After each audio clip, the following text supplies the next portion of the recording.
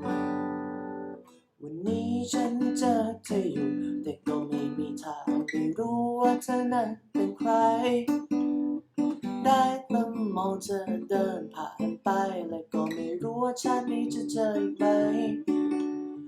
เพ้อถึงเธอไม่หยุดอยากเอามาจนตอนนี้หน้าเธอยังไม่จางสงสัยคงจะต้องถามหัวใจว่าให้คุณเป็นบ้าอะไรแต่เธอได้เจอกับเธออีกสักครั้งโลกคงจะสวยยิ่งกว่าในฝันโน้เดินเข้าไปบอกคำนั้นที่ฉันคิดตลอดว่า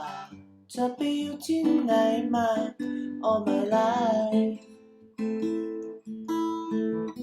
จากวันนี้เป็นต้นไปให้ฉันอยู่ rest of your life ให้ฉันบอกรักเธอไปทุกวันให้ฉันได้ฮักเธอทุกค่ำคืนและอยากที่ฉันตื่นอยากจะมีเธอข้างกายอยู่ทุกวันก็รู้ว่าโลกความเป็นจริงนั้นมันต้องลุ้นไม่ว่าจะเกิดอะไรคลื่นทะเลขึ้นลงเรื่อยไปความรู้สึกของฉันนั้นสำคัญที่ไหนแต่เธอได้เจอกับเธอคงรู้มองเข้าไปในตาใสๆของเธอดูภาวนาให้เมฆฝนและฟ้าช่วยฉันอยู่ตอนนี้เธออยู่ที่ใดมีใครอยู่เป็นเพื่อนเธอไหมตอนนี้ฉันเหงาใจ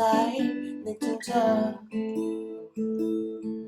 ถ้าเธอคิดเหมือนกันส่งสัญญาณถ้าพลังเราถึงกันคงได้เจอไม่อยากต้องรอเกินอยากจะมีโอกาสได้เจอเธออีกทีไม่อาจจะย้อนวันถึงเมื่อวาน